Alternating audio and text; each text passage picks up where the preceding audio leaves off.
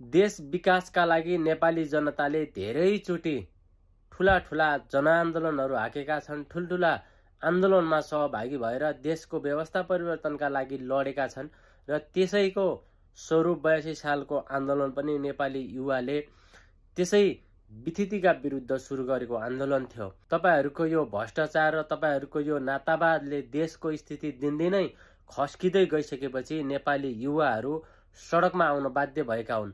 तपाईहरूले यो 30-35 वर्षमा देशको स्थिति कहाँबाट कहाँ पुगाइदिनु भयो। आज नेपालमा आमाबुवा बिरामी भएर अस्पताल लाने मान्छे छैन, आमाबुवा मर्दाखेरि घाटसम्म पुर्याउने युवा छैन, सबै युवा परदेशमा बसेका छन्। यसको सम्पूर्ण जिम्मेवार चाहिँ तपाईहरू हो। फेरि पनि भन्नुहुन्छ हामी यो सरकारले गरेका कुनै पनि कामहरू हामीलाई मान्ने हुँदैन, नेपाली जनतालाई मान्ने हुँदैन भन्नुहुन्छ। कुन चाहिँ नेपाली जनतालाई मान्ने हुँदैन? अब पनि जनता तपाईहरूकै पछि हिँड्छन्, हामीले भनेकै मान्छन् भन्ने भ्रममा हुनुहुन्छ भने त्यहाँबाट बाहिर निस्केकै राम्रो। तपाईहरूले गर्नुभएका राम्रा कामहरूको, राम्रा कार्यहरूको सधैँ मूल्याङ्कन गरिनेछ, गरिएला। पुस्तौं पुस्ताले तपाईहरूका राम्रा कामको मूल्याङ्कन गर्नेछन्, नेपाली जनताले सधैँ मूल्याङ्कन गर्नेछन्। आज हुन्छ कि भोलि हुन्छ कि भन्दा भन्दा यो 30-35 वर्ष चाहिँ तपाईहरूकै आशमा नेपाली जनताले गुजारेका छन्। हजारौं जनताले आफ्नो बलिदानी दिए, हजारौं परिवारले आफ्ना घरबार गुमाए। अहिले पनि कयौं नेपाली जनताहरू बेपत्ता छन्। 62-63 को आन्दोलन, 46 सालको आन्दोलन र यो 82 को आन्दोलन, यी ठुल्ठुला आन्दोलन नेपाली जनताले व्यवस्था परिवर्तनका लागि लडेका आन्दोलन हुन्।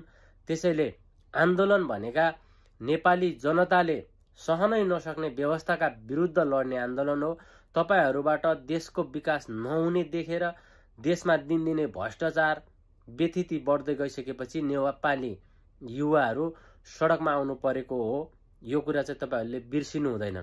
त्यसैले जहाँ हुनुहुन्छ, जस्तो अवस्थामा हुनुहुन्छ, जस्तो नेपाली युवाहरूले जहाँ पुगाउनु भएको छ त्यही ठाउँमै चुप्प बसेर राजनीतिबाट सन्यास लिएकै राम्रो।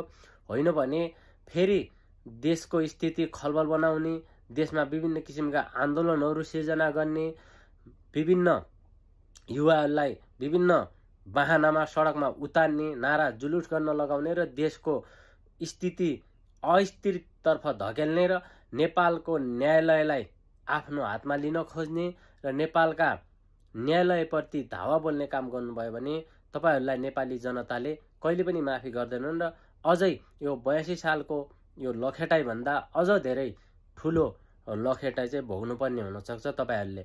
त्यसैले जहाँ हुनुहुन्छ, जस्तो अवस्थामा हुनुहुन्छ त्यही ठाउँमा बस्नुहोस्।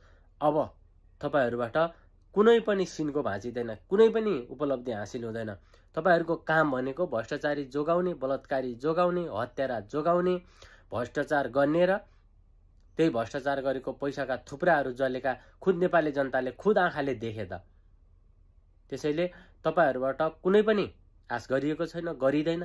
त्यसैले जहाँ हुनुहुन्छ, जस्तो अवस्थामा हुनुहुन्छ त्यही ठाउँमै चुप्प बसेको राम्रो। भिडियो कस्तो लाग्यो, मन पर्यो भने लाइक, कमेन्ट, सेयर गर्न नबिर्सनु होला।